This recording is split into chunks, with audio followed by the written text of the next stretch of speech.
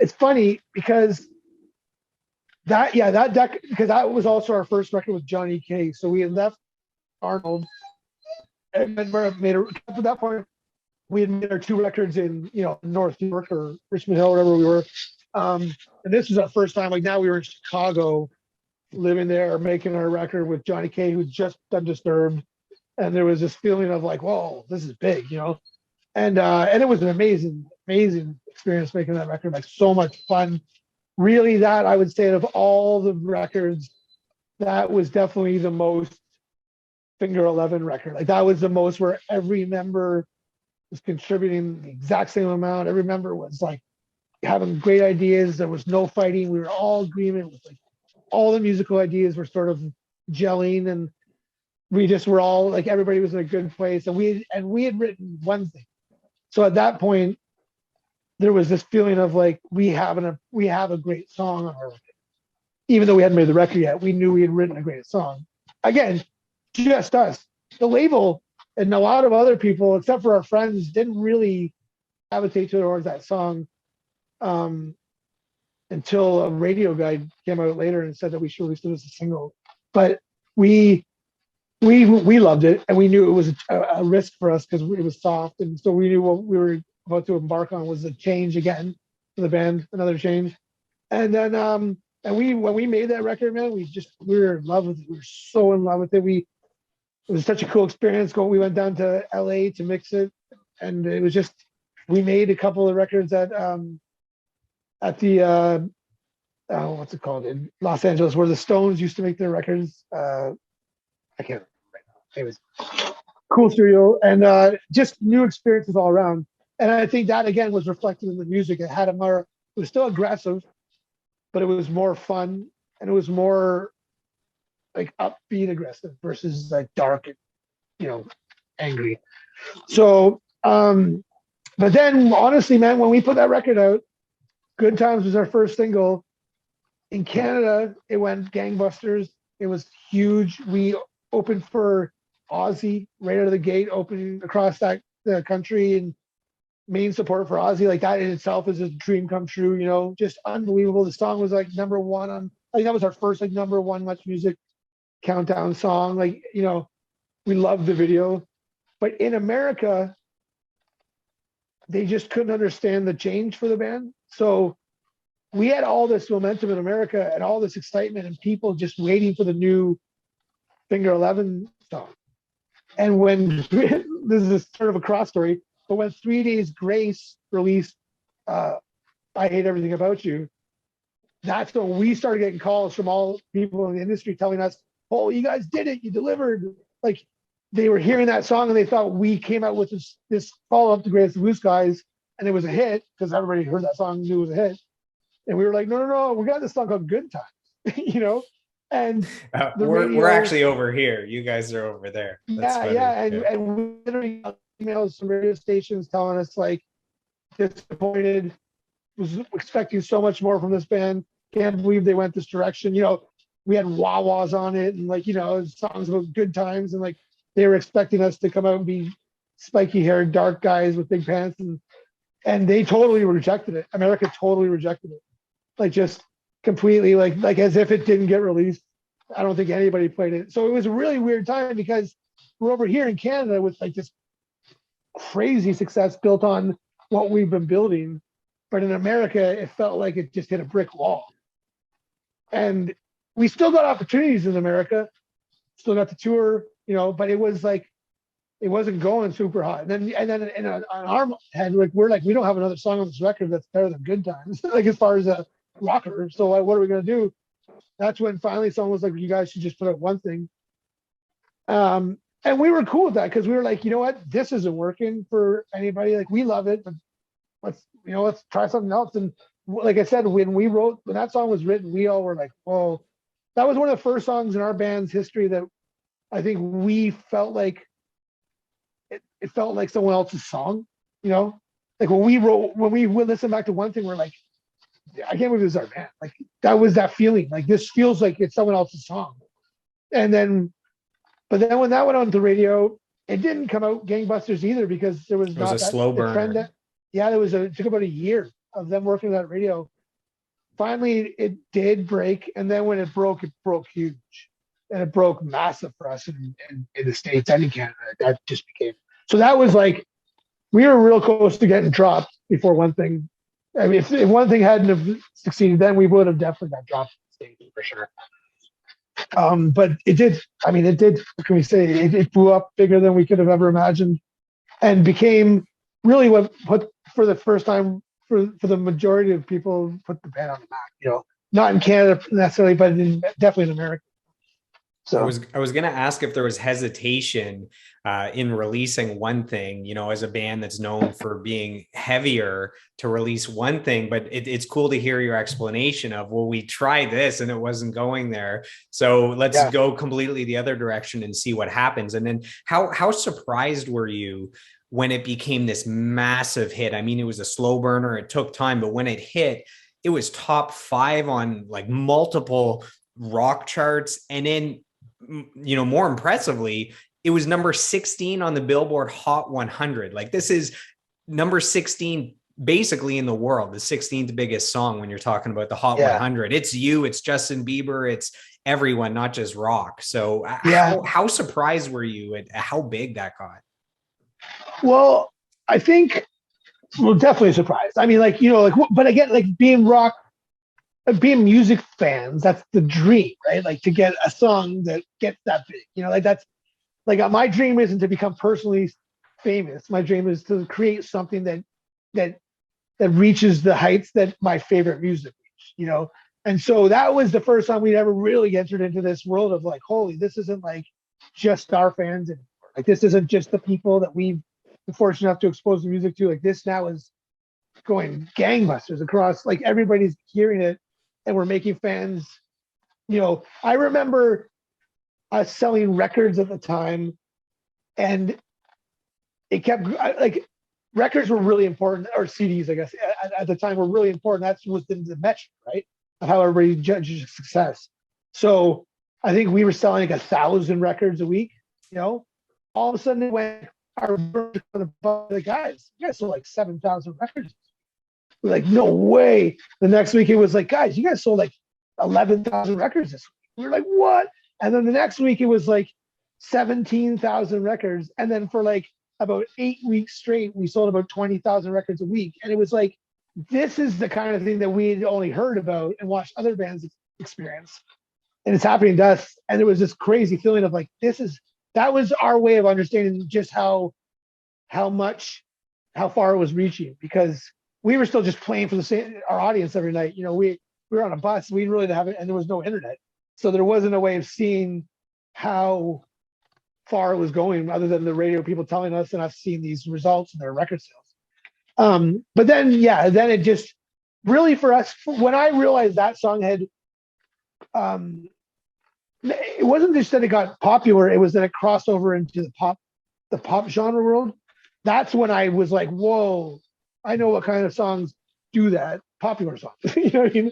That's why it's pop music, right? So when that started happening and we started playing all the TV shows, and that was a trip. That was like, whoa, this is You crazy. mean like the late night shows, or? Yeah, like late night shows. Like, you know, you'd be playing like, you know, Jay Leno and like there's Sylvester Stallone, you know, and then like we did like a Ryan Seacrest USA Top 40, and it's like, you know, it's like just these pop stars all around us, you know what I mean? And we're just like, this is weird. Like, we don't like, you get to see like them hit plastic cymbals, you know, and like lip sync in a, you know, and you're like, whoa, like this is normal to them, and we're gonna go on there and play live, and like that's normal to us, you know. There was no judgment. It was just like, this is a world I don't know about, you know. And we got to go behind the curtain and meet everybody, you know, and everybody was very friendly and very cool, but it wasn't what I knew like a music scene to be like, right? Like, it was more of a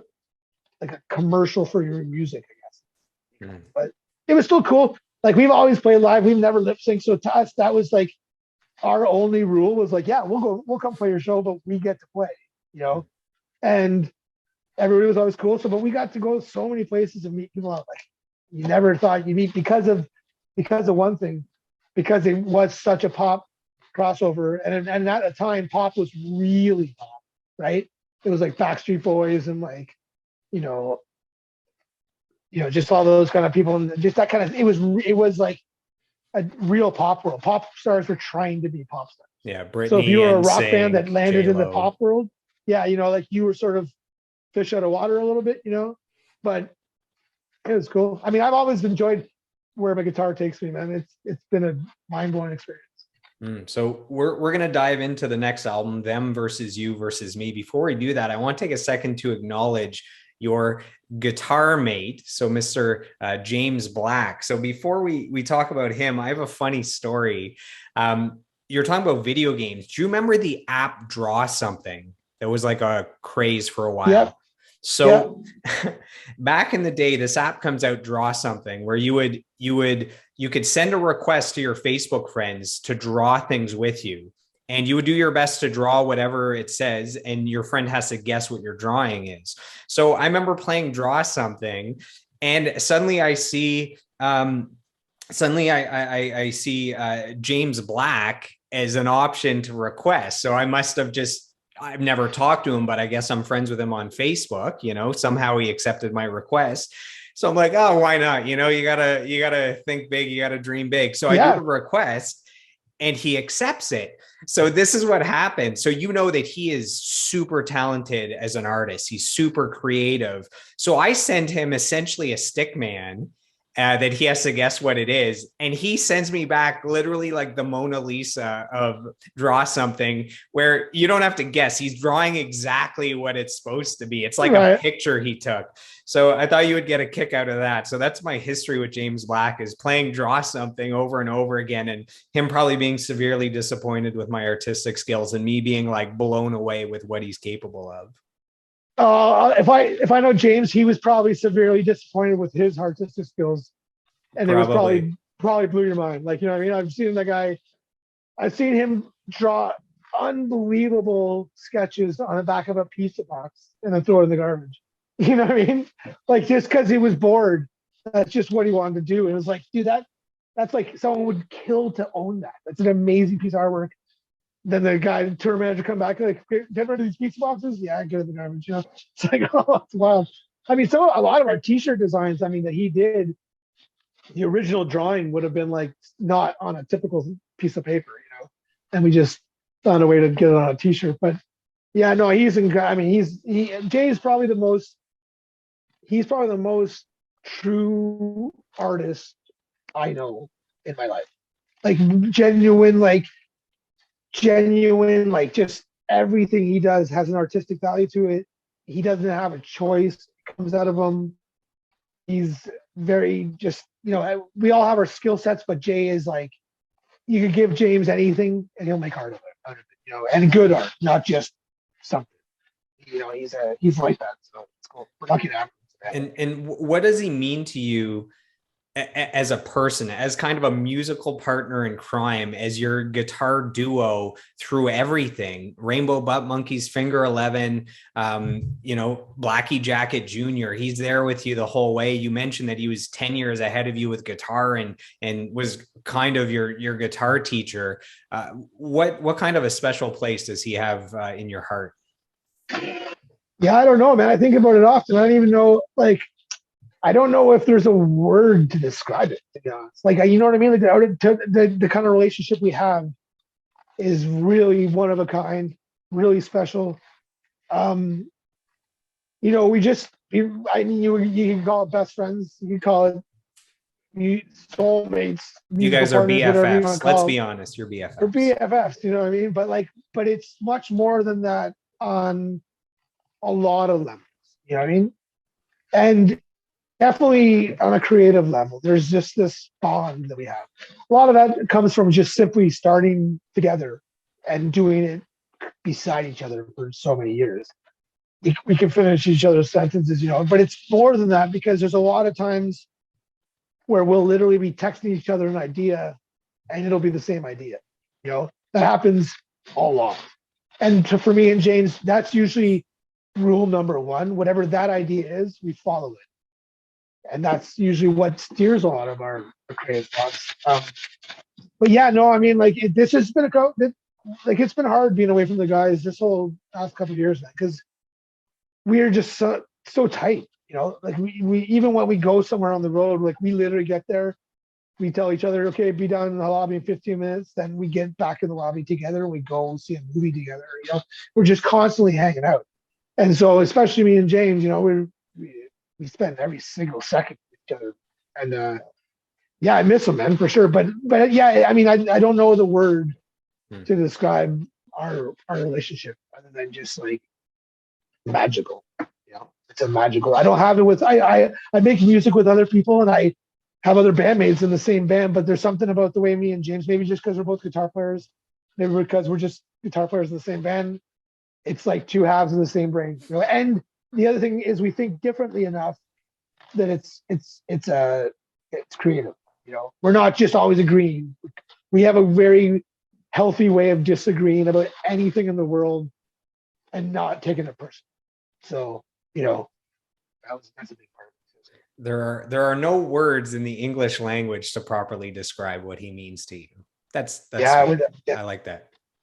So listening, so I listened multiple, probably 3 times. I listened to your entire discography across all your projects, just really soaking it in, audio engineering, headphones, just really falling in love with the music all over again. And man, the amount between you and James, the amount of amazing guitar riffs, you know, memorable licks and catchy that. And it's just amazing. And I'm wondering, do you have like an audio app on your phone or a hard drive on your computer that just has all these riffs recorded that you go in and pick out when you make an album, or is everything organic from scratch when you start an album? It's usually from scratch. Like we do have those. We will have projects that start at home. Like some guy writes a riff and then emails the project through Dropbox to the other guy. Like me and James do that quite a bit. But lately, especially since Steve has been in the band, because he's become a big part of the writing process, we've found that with this lineup, it's most creative and we get the best results when we just wait till we're all in a room together and start from scratch, you know.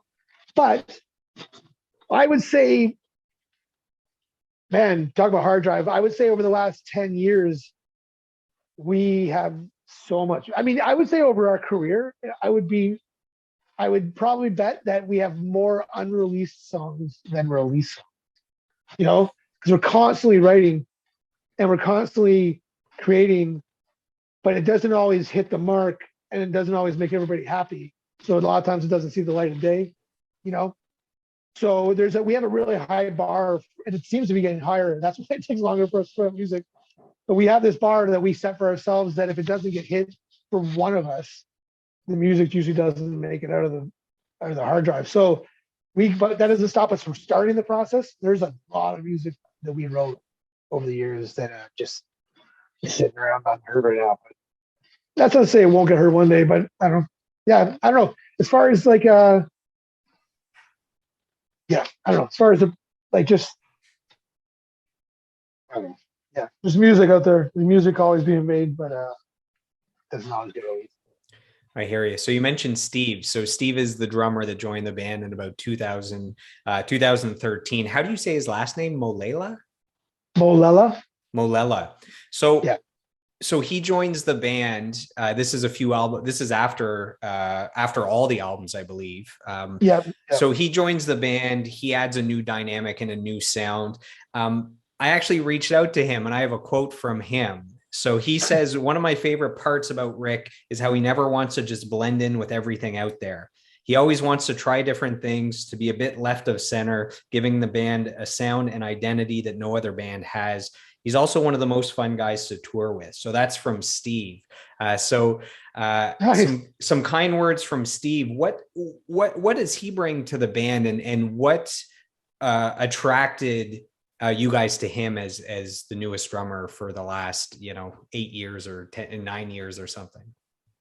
So the way he was brought to the band was simply our old manager Rob knew him. And Steve had actually been understudying or being mentored by Arnold Manning. So he had been in LA for, I think, like 5 years or something like that, making records. And just, I don't know if he was actually engineering or what he was doing in the studio, but he was playing, and he played on some stuff.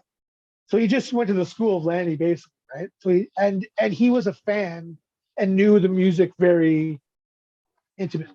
So there wasn't a big learning curve for him to come in and play. And but so when Rob, so when the thing went down with Rich and we didn't have a drummer, we were all just thinking back to the first time and being like, holy fuck, this is going to be a nightmare. There's going to be like 30 more people coming in trying to play, who are we going to find that's going to know our entire catalog? How are we going to, So Rob was like, hey, you guys should give our buddy Steve a shot. We were like, okay, sure. Sure, why not? We trust Rob, bring him in. And he just was right away. Right, just personality wise, playing wise, everything was just like, yep, you got the gig. Like, it was just messing. But we had just lost a member for after a long relationship, and we were sort of in this situation where the four of us, were eager to make music, just the four of us. We weren't looking for another person to come in and give their opinion and be part of the process. We just wanted to make some music. So he played our live shows, but then when we went to make our great Black Crooked Line record, he stayed home, and we used the guy from down in Nashville, Chris Powell, and then, which was great. That was a cool experience in itself because we never had that experience where we had a session guy. But when we got back and we kept touring, the more we would tour, the more we'd hang. Steven is in him as himself is a producer and a writer. And he would play us stuff he was doing and making it, and we were like, oh, this is great. Steven's great. And then little by little, the real friendships bonded, and the real trust was created, and the real respect was found. And that's sort of what allowed us to finally get in a room with him as a writer, because that was like, we didn't want to ruin the relationship by him coming in and not being what we wanted. And then now we're in a situation where we're like, hey, be our drummer, but we don't want you to be our bandmate. So when Steve started writing, it was obvious, not just his skill level and his knowledge and his ability, but just his taste and his enthusiasm and the way he works. It all just gelled. Like we thought it would, but it just took time to build the trust. And and so boom, right away. Now it's just like another member, and it's actually back to sort of what I was saying to like maybe the third Finger 11 record, where it was just firing on all cylinders. And it does feel like that, like where all of us are. That's why we stopped making music as individuals and sharing it, because we were like, you know what, this is working when we're all together. So it sucks that obviously the last 2 years we haven't been able to get together, but that is changing, and we've already booked some time at a cottage, and we're going to get together and finish what we started. Because that's the other thing that sucked for everybody. The pandemic sucked, but for us, we had hit a groove, and we were getting together, and we had written about 4 or 5 new songs that were like album worthy, and we wouldn't have taken us more than like 5 or 6 more weeks to finish up what we'd started, and then this happened. So there's a lot of good music, and we just got to finish it. So there's a Finger 11 fan crew Facebook group that I joined leading up to this to talk with all the fans to see what, if they were sitting down with you, what questions they would ask. So I have several questions directly from the fans, and one of them has to do with what you're saying right now about before the pandemic hit, you had some new songs and then things get delayed a little bit. So this is from Suzanne Dent Bloomhagen. So she's in that Finger 11 fan crew Facebook group.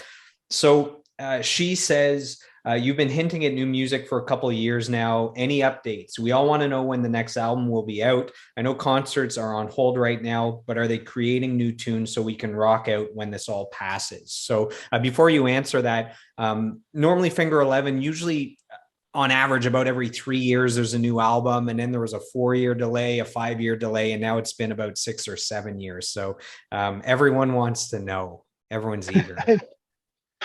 Yeah, I mean, yes. The short answer is yes. I mean, we've actually gone from like cringing about it to laughing about it, and we almost did it again this year. Like I think if you go back and look at our New Year's Eve posts from the last 5 years or 4 years, we say there's new music coming next year.